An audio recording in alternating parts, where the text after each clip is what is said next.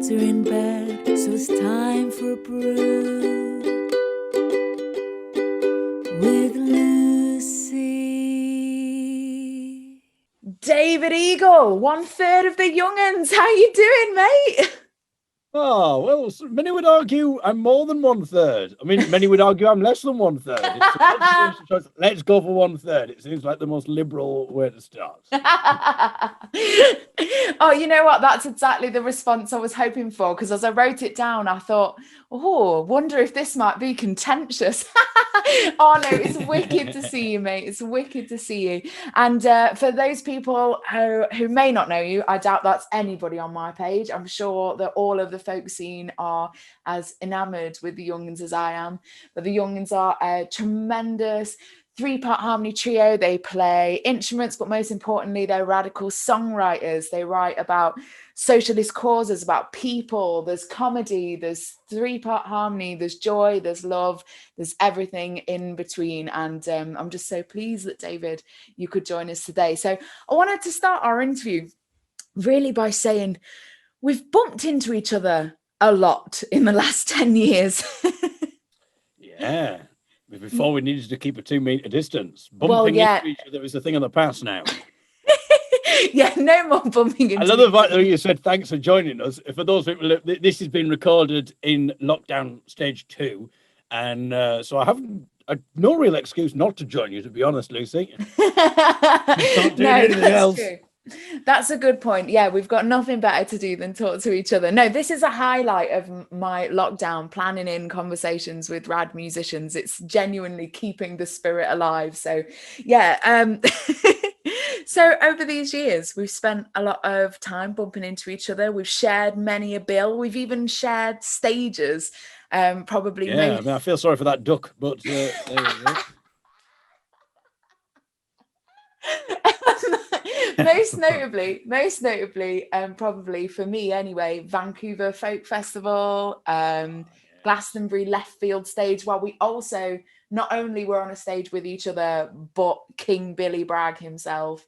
That was a wonderful thing, wasn't it? Just such a wonderful, because we had so many. There was us and who else was on with us as well? It was an Australian songwriter, wasn't it? Yeah, it was really good, and we just all went down the line.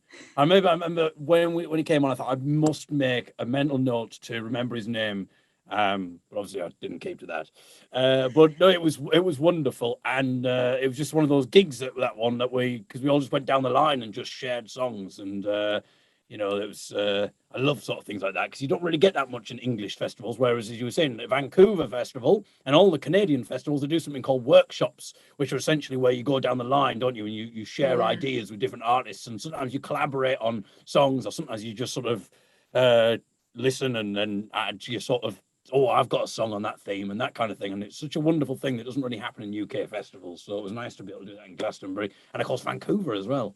Yeah, it's such a lovely, responsive thing. Like, you're dead right. And it's kind of nice because you're part of something bigger than you, right? So you're responsible for entertaining the audience for your little segment, but then you get to sit there and, like, from my point of view, watch an audience react to you folks and Billy, and it's just such a privileged position to be in. I think my favorite young'uns gig that I've ever seen, and this was at Glastonbury as well actually, but I wasn't playing that year, I was just there with my family enjoying the festival, was when you folks played the acoustic stage in 2017. And I have to tell you this, David, I cried. I just cried throughout most of the Was that because you went at Glastonbury? You thought, I want to perform, I don't want to be watching the buggers. Yeah, exactly. Why didn't you invited me on? I did. I thought, this is a busman's holiday. Why am I watching a folk artist? No, I cried because it was a beautiful gig. You guys played just impeccably as you always do. But there was just something really special about watching you share something that was so authentically folk music as harmony and traditional songs, and the songs that you write that are steeped in tradition and stories, and that nature of you know, telling the story of the people that are in our communities and surround us. And it was just kind of so awesome to see you offer that up so authentically to such a mainstream audience. And I just kind of wondered if that for you was a gig that's like, were you aware of the specialness of what was happening, or Yeah, and for that reason, and for the other reason as well, because we do write songs. For those people who don't know, we write songs about real people a lot of the time, and people who are still alive today and have yes, stories to tell. You know, I suppose there's this idea among some circles that folk music is rooted in the past, which of course it is, but it doesn't have to solely be rooted in the past. And when we first started out, that's what we would do. We'd sing traditional songs, and we would sing songs of yesteryear, and it's great to carry those traditions along. But we also recognise, as do you, that there are stories that need to be told of ordinary people who do extraordinary things. It's a cliche, but it's true. You know, everyday heroes, and Glastonbury for us was a really amazing, beautiful, powerful experience, because it was the first time that we'd ever sang live the song "Be the Man," which I'll give a very brief précis, is a song about Matthew Ogston, who lost his partner because his partner killed himself because he couldn't, his family, Naz, his family, they could not tolerate the fact that he was, well, it's the wrong word to use, but the right word in this context, tolerate the fact that he was gay. And they come from an Islamic background.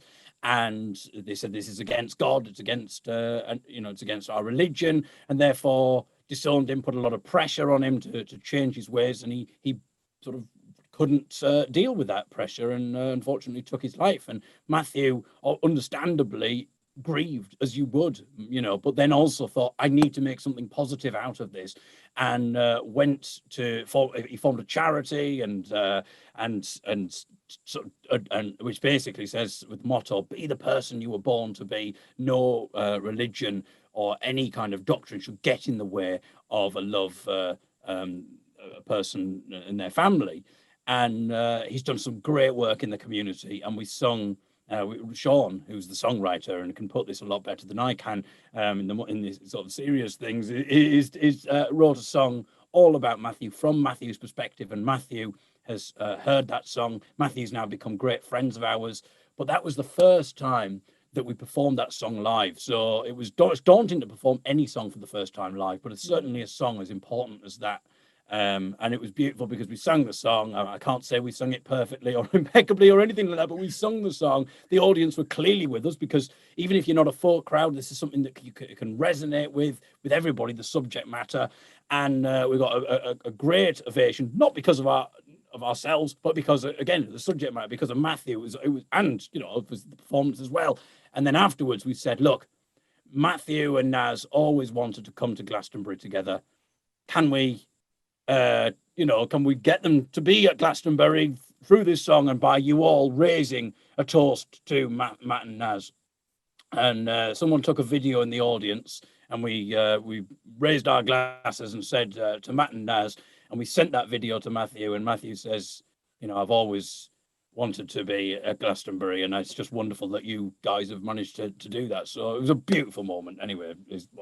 Oh, that's just amazing to hear from your perspective, because I remember that moment, but I'd forgotten the part about, which I'm sure you probably did mention on stage, about it being the first time you played it. And thank you for sharing that tale. And I was going to ask you about your approach to songwriting and why writing about real people, as you say, people who are alive, people who have stories now, was important to the young'uns. But I think you've summed it up so marvelously in that story. Because as I say, it is Sean who is the songwriter of the group, and obviously I can answer, and I know the answers for Sean, but I confess that I'm much better at being jocular and that kind of thing, and but this is the joy of the young'uns, right? So you lads, your banter, the fun that you have, you've been working together for a long time now. It's like watching a band of brothers, essentially, just having a laugh, and then you just gut punch people with these songs, with these amazing, heartfelt, powerful deliveries, and not all of the song, you know, you've got some fabulous comedic songs that you lead, David, you know, so as much as you are right to tip the hat to Sean and his incredible songwriting, you know, it's definitely the effect of all of you together, I think, that brings those songs home in such a powerful way. Well, I think that's because when we started off in the folk club scene, and the reason we got this terrible name, the Young'uns, and I won't labour the point because many people know, but it's because we started off at the folk clubs we stumbled across a folk club in the pub in Stockton. We shouldn't have been there. We were 17. We were having a drink, and all of a sudden this noise started. And it was just a sea shanty. It turned out to be. We'd never heard of a sea shanty before, and everyone was banging their pints on the table and joining in. And we thought we've stumbled across something crazy here. What is this? And someone said, welcome to the folk club. We're all going to take it in turns to sing a song. Of course, we didn't have any songs. We didn't know what to do. But we just kept coming back week after week, and everyone welcomed us. And they said, oh, the Young'uns are back, the Young'uns. And so when we eventually did pluck up the courage to sing a sea shanty or something, we became known as the Young'uns. And the name just stuck because you don't expect it. You know, when you go to the pub and you're having a drink and this noise starts up, you don't think, well, that'll lead us to be winning a folk award or being played on Radio 2 and doing Glastonbury. You know, you don't that's not a logical progression. So we just kept the name the Young'uns, and then unfortunately we couldn't shake that name off. But because we came from the folk clubs, that's kind of what people do. You know, everyone would take it in turns to sing a song, and they wouldn't just launch into the song. They would tell a story, or they'd say, oh, this song is about this. And so unlike a lot of other musical genres, you're kind of expected in the folk world to say something, to have something to say, not only through your songs, but in between. And a lot of the great performers from Teesside, the ones that, there's Jeslow, Finn Garbett, the five brothers from Teesside, the Wilson family, who are just constantly, drinking beer on stage and bantering to each other and singing, and they are brothers, so they've got so much of that natural rapport. And we thought, well, that's what you've got to do. So it's natural for us to do that. But I think it just makes for such a rounded experience when you get that in the folk world, that you can have that banter and you can have that fun. And then, of course, you can sing a serious song, because that's life. 1 minute you're up, 1 minute you're down. And also these songs that we sing, testament to Sean is that he's got this real knack of taking the stories he tells are of people who have triumphed or have done something great in adversity and in a negative scenario. So the songs might come from a negative place. Of course, Naz took his own life, and it's a tragic thing, but the song is in response to what Matthew did afterwards. And all of the songs that we sing are like that. They come from a negative place, but it's about the positive response to that. So it's just wonderful to be a part of that whole scene, really. The folk world is great music, great singing, and great community. Yeah, for sure. And you're right, you do leave a Young'uns gig like totally uplifted. But I think you hit on something. I was resonating a lot with what you just said about coming up through the folk clubs, because it sounds like my story is really, really similar. I too accidentally stumbled upon folk music and had the completely illogical progression to it being my life and world and all of that kind of stuff. But I think that that thing that you said about it's just what you do in a folk club, that you tell a story and you sing, it's just like the best training ground for being a troubadour, really. You're not a singer, just a songwriter or a musician. You're a storyteller, and I think it breeds those kind of performers, doesn't it? Those exactly. Those people. Lucy, likewise, you've got that in loads of that. The fact that you're singing the serious songs that you sing, but you've got the comedy at the heart of it. You've got an earthiness, which may about you, which is this sort of down to earth. There's no airs and graces, and I think that's what's great about the folk scene. I'm trying to say that. I realise as I started saying that, it doesn't necessarily sound like a compliment. There's an earthiness about you. No, I take that as a compliment. Because there's not the festivals and the showers. The showers and the festivals aren't great. But no, I think that's what's great. It's that ability, and you've got such a rapport with the audience automatically. There's in-your-face rapport that people go, that's Lucy. I identify with what she's doing and who she is. And I think lots of people on the folk scene have got that. Not everyone has got it, and not everyone needs to have it. Some people are really shy and you know, and would rather just speak through their music and hate the bits. It's gut-wrenching for them when they speak on stage. But I think there is this whole thing that it does breed that. And I think that there's things like the folk degree in Newcastle and probably other places as well. And I don't know to what extent you can really train that. All you can say is you're expected to have some patter, to have some stuff to say.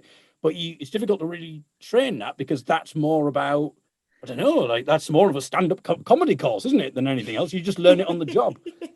No, you do. And sometimes you say things and you think, oh, that was funny. And you say it again a few times. And sometimes you say things and think, God, that was awful. And it gets omitted from every gig in the future. It is, yeah. You have routines in a way that you don't necessarily craft or write. But what happens is you say something on stage and then you say it again and you say it again and then more bits add. And especially when there's three of you as well, you kind of like, I mean, actually, it's sometimes difficult with the three because I don't like to, it's not scripted, so I don't really want like, oh, Sean says this, and then of course Michael comes in with this line, and I come. So we don't really do it like that, but we have stories, and now and again I'll have a little, you know. I mean, I actually feel a bit bad sometimes because if I say something that I've already said before, then I feel like I'm cheating a little bit because the other two have already heard it. Whereas I think like the good thing about being a solo performer is no one else knows if you've done that before on tour because people are unlikely to see you twice. Of course, we've all got our mad fans that will see you a few times on a tour.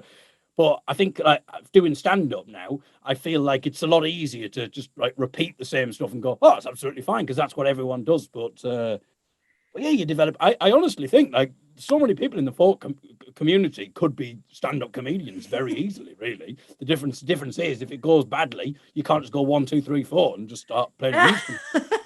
Has that been the main difference you've noticed then? Because you're having a wildly successful, burgeoning career in the comedy world, I've seen. Well, it's that weird thing that when you start out doing comedy, you kind of, as I say, you want that. You realize that the problem is, even though I quite happily lead a story many a time at the folk gigs, but it is always that that at any point you can kind of go, brilliant, 1, 2, 3, 4, and you're into the story. And if it goes well, you can bask in that glory. You know, you can kind of bask in that moment and go, hey, that's good. Especially if you're doing something really lively, like a sea shanty, you know, maybe less so when you're doing a very serious song, you know. But when you're doing like a sea shanty or something really raw, and you can go, yeah, look at me, and I've done this brilliant bit. Whereas if it goes badly, you can go 1, 2, 3, 4, and get out of it, you know, and just hope that the song is good enough for everybody to forget what happened, you know. You can't do that on stage, you know. And you soon realise as well that what happens at stand-up is you'll say something, you'll get a laugh, and you go, right, I've got to say something else now, haven't I? And you're only as good as your last joke a lot of the time. So it's a completely different experience. But yeah. Oh, amazing. Well, you know, here to non-COVID times where we can all be gigging more and doing more stand-up shows and all that cool stuff. Now, obviously, the next project that that I'd love to talk. Well, not obviously because you don't know yet, but I'd love to talk to you about Ballad of Johnny Longstaff, and I know that was a long time in the brewing, and it's had a handful of shows. It had a fabulous review in The Guardian in February of this year. And I guess, you can tell us all a brief overview of the story, but I'm particularly interested in as well as why it needed to be more than an album. That's exciting to me that you decided to make it a show. I think we need more of that, and it's wonderful. So tell me all. Well, first, it was never meant to be an album in the first place. The album was actually a byproduct of what became the concept piece, I suppose, sort of theatre.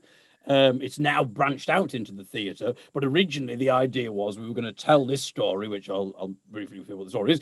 We'll tell this story through the voice of the person and the slides that we had of this person, and that would be it. And then it's now branched out into theatre. But this is the story of Johnny Longstaff, who was born in Teesside in 1919. And it all came about because a few years ago, just before we were about to go on stage, someone approached us and said, oh, love what you do, lads, and you write songs about real people. You need to write about my dad. I think he's the perfect person to write a song about. And he said, there you go. That's my dad. That's what he did. And he handed us a piece of paper which had a picture of his dad in his youth, and a whole précis of what Johnny Longstaff did. And it doesn't give anything away by telling you, because it'll say on the program or whatever at the start. But essentially, Johnny was born into poverty in Stockton, which is where sort of we come from. So that obviously resonated straight away with us there. In 1919, he was born into abject poverty, and but he he didn't have a job. He lost his job because he had an accident. When he came back, his job was gone. There was no job security in those days or anything like that. So he then went on a hunger march. He went on a hunger march to London in order to campaign for jobs. And he joined a group of lads, and he essentially was told, "You can't come with us. You're not old enough to do this." He was only 15, but he stubbornly just followed them half a mile back. And eventually, when he got to Leeds, they saw him and they thought, "Oh, well, you've come all this way. You've proved you're a person who clearly thinks that this is an important thing. You're welcome aboard." And so he saw all of that, but he'd never seen London before. And when you see the bright lights of London, you suddenly realise everybody else isn't living in poverty. There's a social divide here. There's a structure. There's a system that isn't working for us. And so he decided something has to be done. While he was in London, he also saw the rise of fascism, I suppose, as well. The Mosley's black shirts, and he was in London at the Battle of Cable Street. And he was there standing against Mosley and blocked Mosley from being able to get through. And so he was there for that, and he saw all of these people from all over Europe, all over the world, coming together to say no to racism, no to fascism. And then, of course, this was the time, 1937, was the time of the Spanish Civil War. And so he went to fight for that, and that was a massive thing to do, because that's illegal in Wow. That was illegal in Britain. This is Britain's policy was non-intervention, essentially. So he went and did that. And so he was a man of such conviction. You think about all the ills that are going on right now, and we may feel good if we sign a petition. And I'm not saying things like that aren't important, but this man, he went and did stuff, and the people he met along the way really shaped him and his ideas. And so, yeah, we tell his story. And the great thing about it, one of the things that really compelled us to do it, was the fact that we have his voice. We have, he recorded his voice because of interviews with the Imperial War Museum. And his voice his Teesside voice immediately resonated with us. And we thought, this is such a great voice. And so he tells the story, and we show photos that his dad has given us of Johnny at the time. And it's just got such a wonderful response, and it's been so humbling and beautiful for us to be able to do. So yeah, the album then just came from that, because people obviously said, "Well, have you not got you've got a CD of this?" And then it got picked up by the Northern Stage in Newcastle, and them in conjunction with a Canadian theatre, the Harbourfront in Toronto, they said, "Well, we're going to turn this into a theatre show." And obviously, it had to be with our involvement. It had to be with us doing it. We didn't want anyone to sort of do it and kind of like musical it up, and sort of that kind of thing. So yeah, we kind of branched out into the theatre world. And again, it's one of those things when you just when you walked into the pub in 2003, we didn't expect to be going into the theatre with it. And that's actually how we start the theatre show, is we just sort of sit on the stage and we say, "Now we need to start by saying we're not actors. This is how this has come about." We tell them that story about us coming into the pub, and that's how we got into folk music. So we kind of bring the audience into our world, because obviously it's a theatre world. They might not be into that folk world, but it's just been beautiful to have like people going, "I've never really known anything about folk music before, but I absolutely love this show." Because folk music can be a word that puts people off, can't it? Folk, it's like, it's that, it has all sorts of stereotypes. So it's wonderful when the things that you do and the things that we're doing is bringing that folk music into a completely different sort of landscape. I've stopped.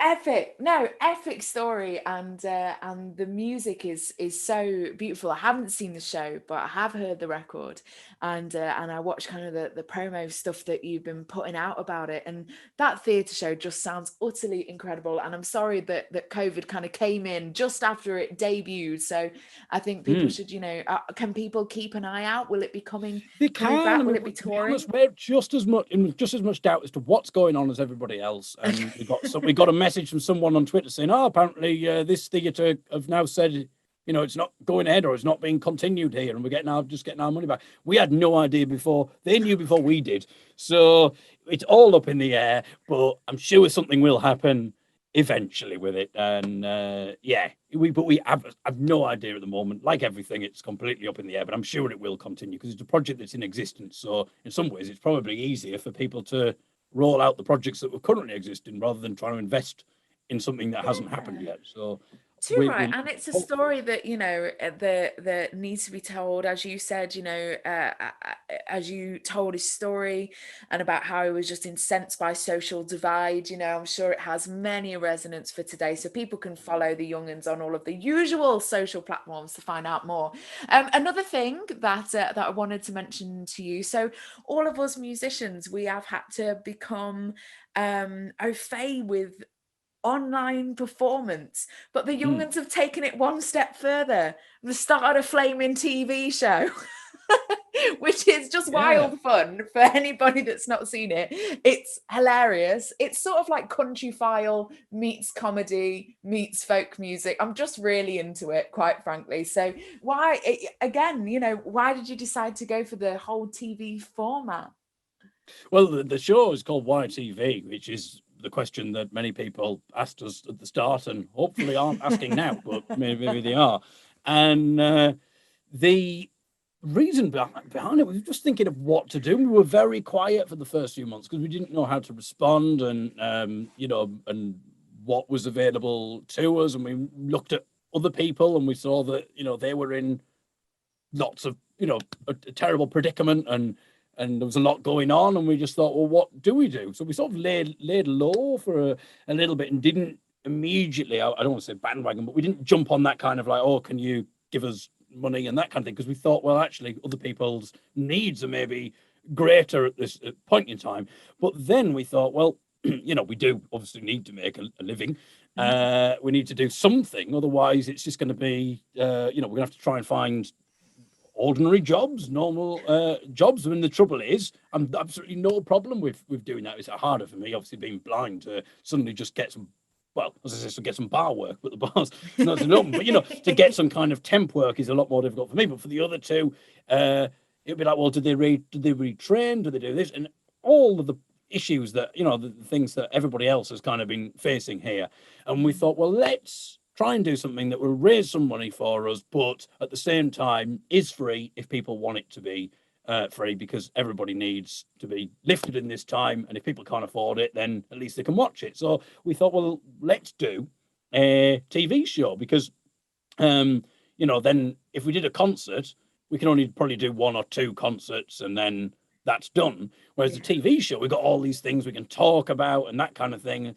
That's probably the way to do it. So it's very makeshift. It's very, I won't say botched, because that's disrespectful to Andy Bell, who's doing it. But it's very much our kind of DIY thing. If you were to do this properly, it could cost like £10,000 an episode. We're just doing it on a shoestring, really, and it's brilliant. It's brilliant to be able to do it. And we have we do a few features out and about when we can, and then we put them together and we sort of segue those with our own little chat in the studio and little games and that kind of thing. And it's like a young'uns gig, really. That's the idea.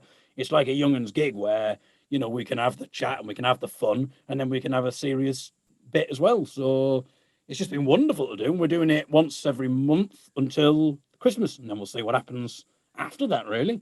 It feels like when you're watching it, it just comes across as such a giving thing. You said there that you wanted, of course, you hoped that people would support it financially, but you wanted it to be free and accessible to everybody, and that kind of, I imagine that your fans just feel kind of really welcomed into your space. It's a real it's just such a unique and special offering. But you mentioned that you have segments. Now, the Mercenary Minute, David, is brilliant. Do you make those songs up on the spot?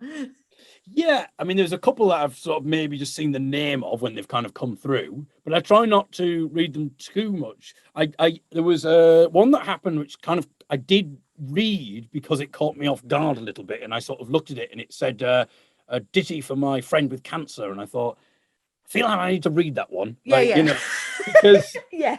Because I thought, well, because the jingles they're not full songs, this is not Sean's songwriting, this is me trying to improvise a jingle based around the idea was it was going to be like someone's business or something like that.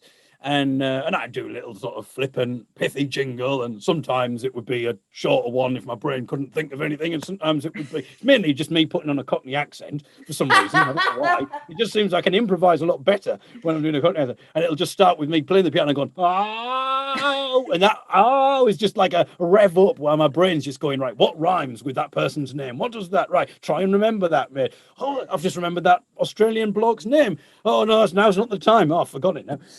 That kind of stuff just comes in your head. And but anyway, with the person whose friends had cancer, I thought, yeah, I do need to do that, because you can't just go, oh, friend with cancer, right, here we go. What rhymes with cancer? Here we go. Well, I'm serious as cancer. I say rhythm is a dancer, but I can't. I thought so. I read that one, but generally, I either just have I see the thing flash up when it comes in via email, but don't try not to read it, or the other two just hoisted upon me. Or it's just a kind of game of association, essentially, just going, right, what rhymes with it, and what is associated with that, you know what I mean? So it's trying to do that, and if it all fails, I just go, oh, I'll just play some more on the piano. Well, it's just amazing. And, you say that it's just a game of association, but I'm pretty sure there aren't many people that could do what you do and make up these hilarious, pithy things on the spot. So thank you so much. They've been like a highlight of my lockdown. Oh, thank you. It's just a fun way of making, the idea is they'll give us £50 for this, but it's a fun way of making some money, but it not just we call it mercenary, we're honest about what it is, but it's just a way of kind of sort of doing something fun rather than just saying, can you give us one? And hopefully giving something back. I mean, I don't know whether at any point I've actually helped a business by doing this, but You've made them laugh, you've made them smile. We don't have to prove our worth in the arts. That is the worth, the joy, the joy. So, David, right, if you could only keep one young'un song for the rest. I'm going to say one young'un. One young'un. Well, you can answer that if you want, but maybe you won't have a band after lockdown. So you can only pick. Hey, we might have to. We might have to downsize now with COVID after COVID. Maybe this is it. Do a risk assessment. The stage isn't big enough for 3. We could just have the two of us and a loop pedal. What could possibly go wrong? Anyway, sorry. I won't ask which one gets replaced by the loop pedal. But yeah, so one song of the young'uns that you can keep forever. The rest of your back catalogue will disappear. What's the song? I think it would have to be the Man, maybe, because if it was a traditional song or if it was somebody else's song, then they could obviously just continue singing it. I think Be the Man has got such a great response from people. We are the patrons of Matthew's charity, and so it's a bit of an anthem there. I think it's meant so much to a lot of people, and we get messages from people as well, and Matthew sends messages along as well to us saying that this has helped me come to terms with my son's sexuality or something like that, and I've learned to accept him, and I came with the Christian, this kind of idea of brought up at Sunday school, and this idea of homosexuality is wrong, and this sort of very black and white idea. And actually, the song's made me realize: do I really want to lose my son? Do I want to be in this situation? And it's made me. And when you've got things like that, I think that's a song that can't be thrown away. So while other songs are, of course, massively important to us, that's the one I think that we'll have to keep. I think that's a perfect choice. And I mean, I could say my pithy mercenary minute thing for the person with cancer, but no, I think you made the right call, David. No, it's very special when a song goes off and becomes more than you ever knew it could be. And it sounds that Be the Man has become that, not just for the young uns, but for so many other people. So people need to make sure Sean that they as go. well, you know, Sean, the trepidation when he sent that email and said, look, I've written a song about you, and we hadn't performed it by that point, and he waited for weeks before he got it, and then Matthew said, oh, sorry, this landed in my spam folder, which is lovely. When an algorithm kind of homophobic hotmail but it can't be Yahoo because that's pretty camp, but yeah, you know, get Sean getting that back, and Matthew saying, I've listened to this song so many times and it makes me, you know, you've put into words what I've, and for Sean as a songwriter, obviously Sean was in tears, and then obviously relayed that to us in that email. And so yeah, it's a nerve-wracking thing being a songwriter and writing about something, I would imagine, but it's worked, and it's clearly transcended everything that Sean could ever possibly have imagined, really. It's really, really special. That's lovely. To take us from this, you know, beautiful, serious place. Now, another fun question. Maybe you gotta speak for the lads here. Right. But right, if the younguns could collaborate with any artist, any genre, alive or dead, we'll bring them back to life for this performance. Who would you like to perform with? I mean, there's again taking the mercenary angle. You go, well, who'd be the most famous? And I suppose, like, if nobody else is doing it, you're like John Lennon or something like that, maybe, or Freddie Mercury. I don't know. I mean, it would be lovely to. His name's completely escaped me, so we can't have that. And I don't know. I mean, there's so many people who we know who have who've now gone, who we have sung with, you know, but we'd like to get to know more. You know, Vin Garbett, Roy Bailey, these names of in the folk world that were just brilliant people who would love to. But I don't know, a really famous name. It's difficult to not say someone like Elvis or something, isn't it? Just because that would just do so much for you as a band. Although, or would it? Because the trouble is, you do that one collaboration with Elvis or whatever, and then no one's necessarily going to want to listen to the rest of your music. You know, they'd hear like, oh, sea shanty. I don't think so. I wasn't interested in that, you know. So I don't know. I'm rubbish at these kinds of questions. Weirdly, these are the ones that that stump me. I think you've named a lot of epic artists to yeah, collaborate with. I think think it's we'd have to do good. something like that, maybe like John Lennon or something. Or like someone from like one or all of the Watersons brought back together again, dead and alive, and we're just there. But then, Wow. yeah, who knows? That'd be a gig. That'd be a gig and a half, mate. You realize how much this is the first question you've asked me where I've actually felt genuine pressure, and God, I'm not answering it very well. And the weird thing about it, which might astound people because you might not the other ones very well, but I think it's just that I forgot that this isn't a real thing. Like, I just in my head, I'm like, oh my God, there's so much pressure. You know, Yeah. Elvis is going to hear this. Yeah, exactly. No, don't worry. No, you answered it right, because the vibe that I'm getting is that you guys will sing with anybody because music's great. Yeah, exactly. Thanks. Paraphrase Fraser extraordinaire there. There you go. That's the songwriter in me. Get it down to a concise one line. I can't do it in any other area of my life. So what is next for the young'uns, or are you in the stasis that the rest of us are in with COVID?